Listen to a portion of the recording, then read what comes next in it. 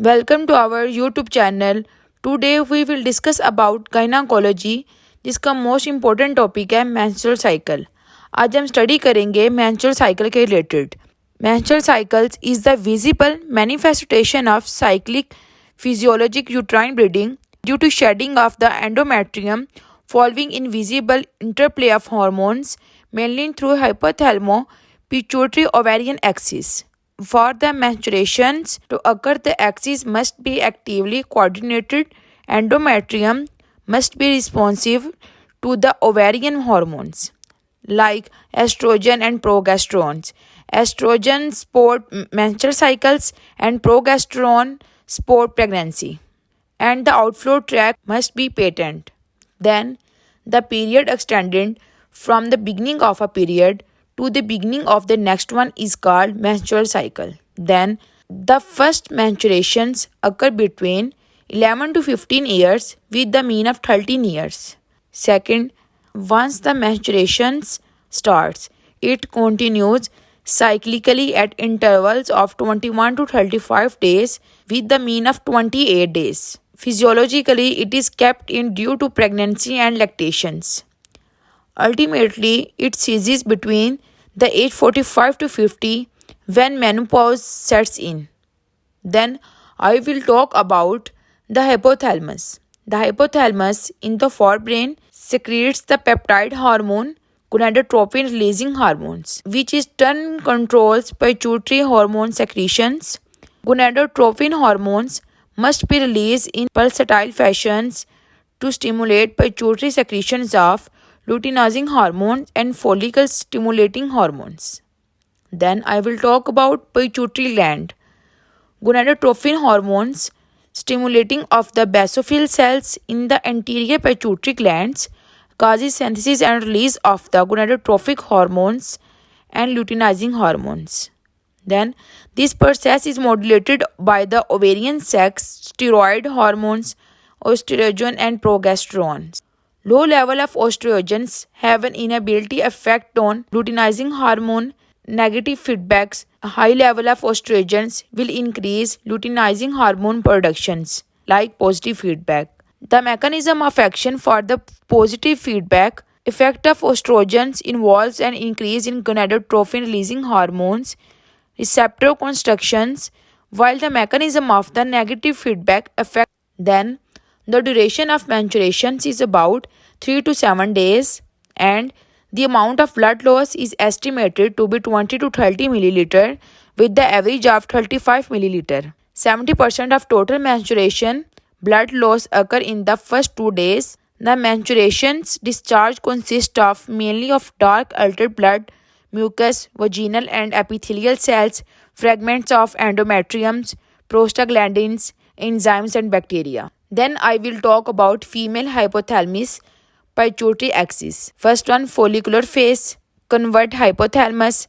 Hypothalamus releasing gonadotropin releasing hormones. Gonadotropin releasing hormones convert anterior pituitary glands.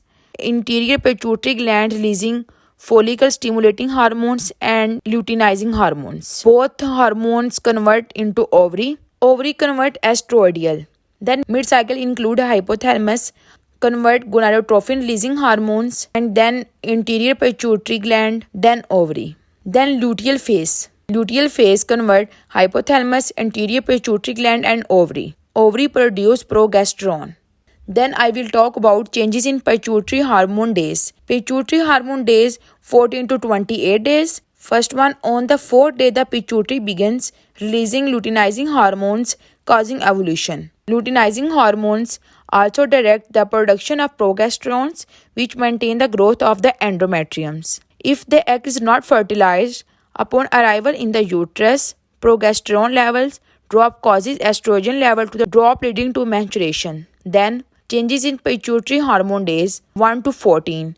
First one, during the first half of the cycle day 1 to 14, the pituitary produces follicle stimulating hormones which stimulates egg productions. These hormones also triggers the release of estrogen from the ovaries. Then I will talk about changes in ovarian hormones. First one, estrogen, and second one, progesterones. Estrogen is gradually increases during day 1 to day 14 signals body to thicken the lining of the uterus. Levels drop sharply after ovulation.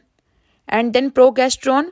Progesterone's level remain low during the first half of the cycles and then increase sharply during the second half of the cycle, maintaining the growth of the endometrium lining. Then I will talk about ovulation symptoms like first one, nausea, increased vaginal discharge, sensitive breast, abdominal pain, change in smell, minor bleeding, increased libido, cervical change, and last one, basal temperature. Then I will talk about ovarian cycles. Ovarian cycles, in the course of a normal menstruation cycles, the ovarian will go through three phases. First one, follicular, second ovulatory, and third luteal phase. Then I will talk about ovulation. Ovulation, by the end of the follicular phase, which lasts an average of 14 days, the dominant follicle has grown to approximately 20 milliliter in diameter. And second, as the follicle matures, follicle stimulating hormones induces luteinizing hormone receptors on the granulosa cells to compensate for lower follicle stimulating hormones level and prepare for the signals of ovulation.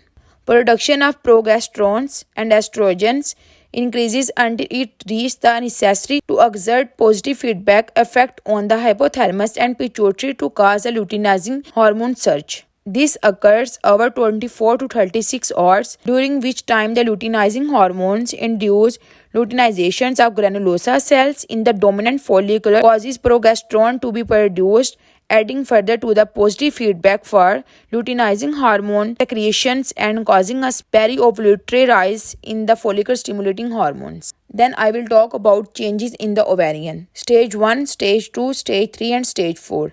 Stage 1 in ovum begins to develop, and Stage 2, eggs continues to ripen, follicular growth. Stage 3, ovulation, fully mature egg burst out of a follicle. And Stage 4, egg enter the follicle tubes and follicle remain and form the corpus luteum. Then the uterine lining slowly thickens from day 5 through day 28. Then I will talk about changes in the uterus. There are 4 stages in uterus. Stage 1, menstruations, endometriums, breakdown and blood. Mucus, tissues and the eggs are shed through the vagina. Stage 2, menstrual flow stops and endometriums begins to thicken. And Stage 3, endometrium continues to thicken. And last one, Stage 4, the endometrium is at thickest point. Change in the uterus day 14 to 28. First one, pituitary gland produced luteinizing hormones and then triggers ovulation and the formation of the corpus luteum within the ovary. Then produce progesterones. Progesterone produces continuous uterine lining thickening. Thanks for watching this video.